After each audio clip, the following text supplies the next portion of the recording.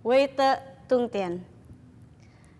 Tauchin terkasih dimanapun Anda berada yang saat ini sedang menyaksikan.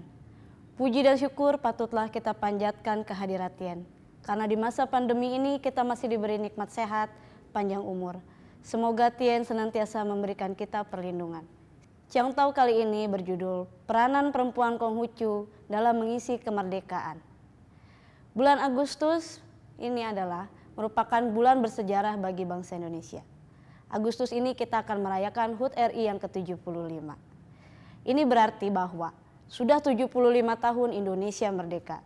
Sudah 75 tahun kita terbebas dari penjajahan dan boleh mendapatkan pendidikan yang layak. Sejak kemerdekaan di tahun 1945, kenyataannya umat Konghucu belum benar-benar merdeka. Pada masa Orde Baru kita pernah mengalami di mana kita terkungkung atau dibatasi dalam kegiatan peribadatan. Sebagai warga negara, kita tidak mudah untuk mendapatkan identitas kita sebagai umat Konghucu. Dalam mengurus KTP, dalam pernikahan kita tidak bisa mencatatkan kecatatan sipil. Tapi semua itu sudah berlalu. Kini umat Konghucu sudah banyak kemudahan.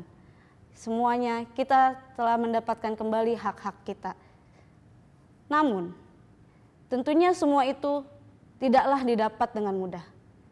Di balik semua itu ada jasa-jasa pahlawan Konghucu yang pada saat dulu selalu berjuang dengan penuh kesabaran, dengan tanpa putus asa, dan percaya bahwa hak-hak Konghucu dapat dikembalikan. Insinyur Soekarno pernah berkata bahwa bangsa yang besar adalah bangsa yang menghargai jasa-jasa para pahlawannya. Untuk itu, sebagai warga negara Indonesia baik, terutama umat Konghucu di negara Indonesia ini, kita wajib menghormati para jasa-jasa para pahlawan sebagai wujud bakti kita, penghormatan kita kepada jasa para pahlawan dengan mengisi kemerdekaan Indonesia. Mengenai peranan perempuan Konghucu di dalam mengisi kemerdekaan ini, yaitu dengan mewujudkan cita-cita mulia para pahlawan bangsa ini. Sebelum kita membahas peranan perempuan, kita harus tahu dulu di mana kedudukan perempuan dalam perspektif Konghucu. Di dalam perspektif Konghucu, perempuan berkedudukan sama seperti laki-laki. Semuanya ini tertuang di dalam Yicing Babaran Agung B ayat 43. Oleh jalinan langit dan bumi, maka benih laki-laki dan perempuan berkembang. Oleh saling adanya hubungan benih laki-laki dan perempuan, segala makhluk lebur dan tumbuh. Di dalam kitab Chongyong, bab 11 ayat 4 dikatakan, jalan suci seorang kuncu dasarnya terdapat dalam hati tiap pria dan wanita, dan pada puncaknya meliputi segenap kenyataan yang dapat diteliti dimanapun di antara langit dan bumi. Dari kedua ayat tersebut sudah jelas bahwa pria dan wanita tidak ada perbedaan di mata Konghucu. Pria dan wanita saling melengkapi. Lalu bagaimana mewujudkan cita-cita para pahlawan, peranan wanita dan peranan laki-laki? Di dalam hal bernegara, di dalam menciptakan kedamaian dunia, laki-laki dan wanita mempunyai kewajiban yang sama, yaitu mengutamakan pengendalian diri sebagai pokok. Kenapa harus pengendalian diri yang menjadi pokok utamanya? Mari kita buka di kitab sesu kita pada ajaran besar bab utama ayat 4 dan 6. Ajaran besar bab utama ayat 4. Orang zaman dahulu yang hendak menggemilangkan kebajikan yang bercahaya itu pada tiap umat di dunia, ia lebih dahulu berusaha mengatur negerinya. Untuk mengatur negerinya, ia lebih dahulu membereskan rumah tangganya. Untuk membereskan rumah tangganya, ia lebih dahulu membina dirinya. Untuk membina dirinya, ia lebih dahulu meluruskan hatinya. Untuk meluruskan hatinya, ia lebih dahulu mengimankan tekadnya. Untuk mengimankan tekadnya, ia lebih dahulu mencukupkan pengetahuannya. Dan untuk mencukupkan pengetahuannya, ia meneliti hakikat tiap perkara. Dengan meneliti hakikat tiap perkara, dapat cukuplah pengetahuannya. Dengan cukup pengetahuannya, akan dapatlah mengimankan tekadnya. Dengan tekad yang beriman, akan dapatlah meluruskan hatinya. Dengan hati yang lurus, akan dapatlah membina dirinya. Dengan diri yang terbina, akan dapatlah membereskan rumah tangganya. Dengan rumah tangga yang beres, akan dapatlah mengatur negerinya. Dan dengan negeri yang teratur, akan dapat dicapai damai di dunia. Karena itu, dari raja sampai rakyat jelata mempunyai satu kewajiban yang sama, yaitu mengutamakan pembinaan diri sebagai pokok. Dari ayat tersebut sudah jelas, sebelum mengatur negara ini pertama membina diri, membereskan rumah tangga, lalu mengatur negeri. Membina diri dimaksudkan dengan 4 pantangan. Yang tidak susila jangan dilihat, yang tidak susila jangan didengar, yang tidak susila jangan dilakukan, dan yang tidak susila jangan diucapkan. Dengan membina diri, lalu kita membereskan rumah tangga.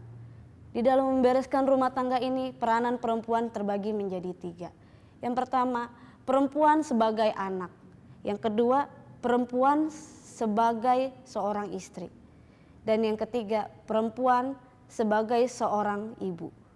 Bagaimana peranan perempuan sebagai seorang anak di dalam keluarga? Sebagai seorang anak, hendaklah kita berlaku bakti. Awal laku bakti ialah menjaga badan lahiriah dengan tidak membuatnya cacat, lalu bertindak dengan hal yang baik sehingga menimbulkan nama baik di waktu kemudian. Hal ini tentunya berkesinambungan, ada kolerasinya dengan pembinaan diri, yaitu dengan 4 pantangan. Setelah menjadi anak kita, peranan perempuan sebagai istri. Peranan perempuan sebagai istri seperti yang dikatakan di dalam kitab Menze. Anakku yang berangkat menikah, berlakulah hormat, berlakulah hati-hati, janganlah berlawan-lawanan dengan suamimu. Memegang teguh sifat menurut di dalam kelurusan, itulah jalan suci seorang wanita. Di dalam menjadi seorang istri, kita harus tidak boleh berlawanan dengan suami sesuai dengan kelurusan. Dan juga harus ada pembagian tugas yang baik, yang seimbang. Lalu peranan wanita sebagai seorang ibu. Kita sebagai ibu wajiblah menerapkan anak-anak kita 5 kebajikan. Cinta kasih, kebenaran, susila, bijaksana, dan dapat dipercaya. Sehingga ketika besar anak-anak kita tidak hanya tumbuh menjadi manusia yang sukses dalam bidang karir, tidak hanya sukses dalam bidang pendidikan, tetapi menjadi anak-anak yang berkualitas, menjadi anak-anak yang penuh etika sesuai dengan ajaran Nabi Kungce. Kita tahu di balik suksesnya laki-laki pasti ada wanita hebat di belakangnya. Di dalam bermasyarakat kita hendaknya menerapkan hubungan 5 kemanusiaan. Dengan hubungan 5 kemanusiaan itu yang bisa kita terapkan, kita bisa menjadikan bangsa ini, masyarakat menjadi lebih baik. Lalu bagaimana cara mewujudkan cita-cita para pahlawan Konghucu yang setelah membela hak-hak kita, yaitu dengan menunjukkan eksistensi Konghucu pada negara Indonesia ini. Dalam lingkup kecil sebagai perempuan, hendaklah kita aktif dalam kegiatan makin daerah. Lingkup besarnya mungkin kita aktif dalam kegiatan perkin, kita harus tetap aktif dalam setiap kegiatan yang berkaitan dengan agama Konghucu.